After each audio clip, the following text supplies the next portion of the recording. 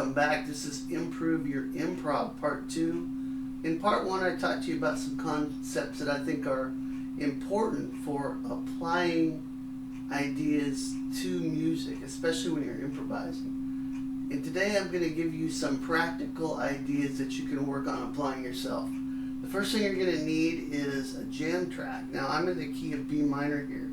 So if you want to use the examples I'm going to give you, try to find a jam track or create one yourself in the key of B minor. I know on YouTube there's a ton of stuff. You can just type in B minor jam track and you'll get all kinds of stuff. On my looper here I have just a simple B minor chord progression that goes from B minor to G to A. And that's going to be kind of the bed over which we're going to start applying some of these ideas. So the first thing is, let's get a few ideas. Let's take 3 ideas and see if we can mix those together. Okay, so here's the 3 ideas. The first thing is a legato idea that I use quite a bit. It's sextuplets, so groups of 6, and it's going to go across the string. So I'm at the 15th fret on the high E string. 15, 12, 14 are the notes I'm playing, but it's this pattern. And then I'm doing the same thing on the B string. Then I'm going to the G string and playing 14, 11, 12, 14, 12, 11. Same thing on the D string.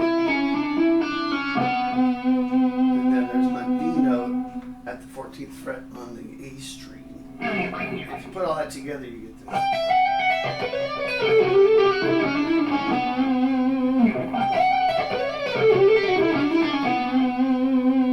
Okay, again, it's not necessarily the lick itself that's important, just the area of the neck and the idea of combining various things. So the next thing I'm going to do is move up here to the 14th fret with my index finger and play a B minor 7 arpeggio.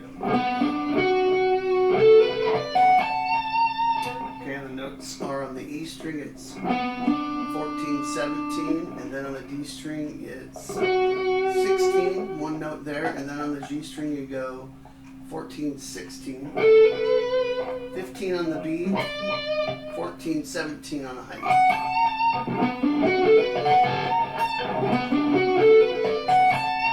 You could use sweep picking there, or certainly you can use alternate picking or a combination of picking, legato, all kinds of ways you can articulate this. Okay, so those are the first 2 things. Okay,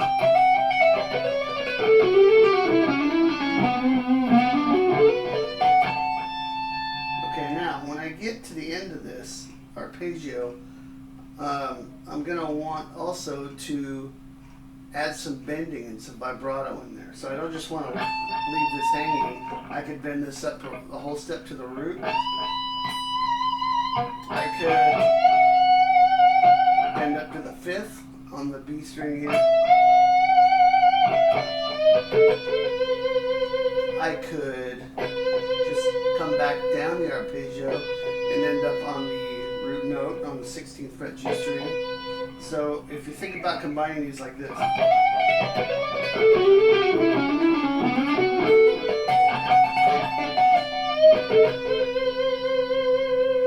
Okay, now you've got a lot going on. You've got a legato pattern, you've got an arpeggio, but you're also adding some phrasing ideas at the end of it. I think on the improvisational thing, I actually went to the extended B minor blues scale here.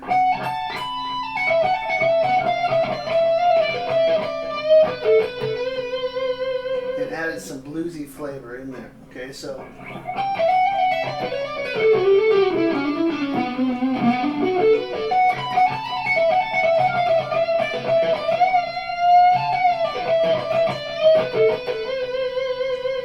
something like that. And then what we're going to do is move down to the first position pentatonic in B minor, starting at the 7th fret, pentatonic blues.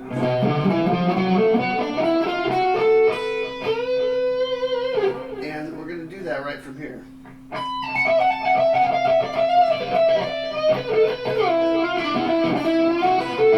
How you get there is up to you. I like to add some slides. You could also work your way down. That's one of the cool things about improv is you can, little nuances you choose are going to be things that you think of. It's going to make your playing different than my playing. And so feel free to sort of be adventurous when you're doing this sort of thing. Okay, so we have three things. We have this legato shape. And we can phrase that straight down. In other words, straight sixes. You can also use a rubato type of phrasing where you speed up and slow down. Add some bends in there. It doesn't have to be exactly right down the scale. And then transitioning from here into the arpeggio, you can slide up. If you end this with your pinky, you can slide up with the pinky to the 17th fret.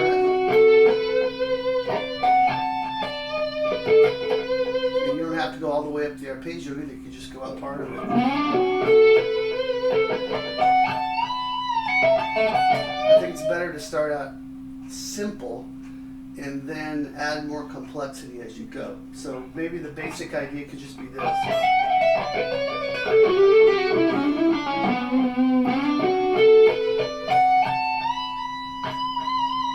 And then moving from here into the pentatonic, maybe a slide down.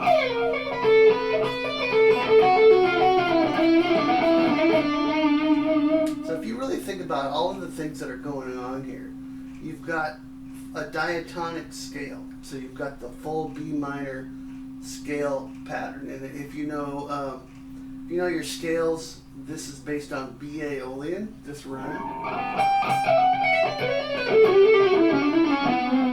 If you don't, make sure you learn those notes so that you can kind of track along here.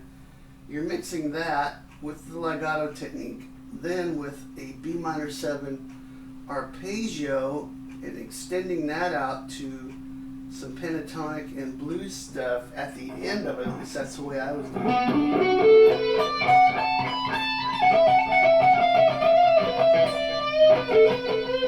All the while keeping in mind bending, vibrato, good phrasing, using your ear to kind of guide you. And then you have those two general ideas, and then moving back into the first position pentatonic. And I'm thinking more of kind of a bluesy sort of way here. One of my favorite players is Michael Schenker, so whenever I hear licks like that, I think of Michael or John Norm, players like that. So, 3 ideas. I'm going to put on the looper sequence that I have here and just demonstrate how you can start working on this. So here's the concept. The thought is to get yourself a jam track and a few ideas, and then specifically work on just those ideas and maybe how to connect them. Not only connect them, but add in some improvisational elements, some things that aren't in, let's say, the actual lick. So you probably don't even want to think in terms of licks. You want to think in terms of, okay, here's my scale shape, here's my arpeggio, here's my pentatonic blues pattern here, and then freely create from those elements. You can think in terms of legato, sweep picking, alternate picking, any sort of technique you want to as well. So there's a lot of complexity here, but again, I would stress to start simply and then build in complexity as you go along. So here is the loop. I'm just going to play those ideas.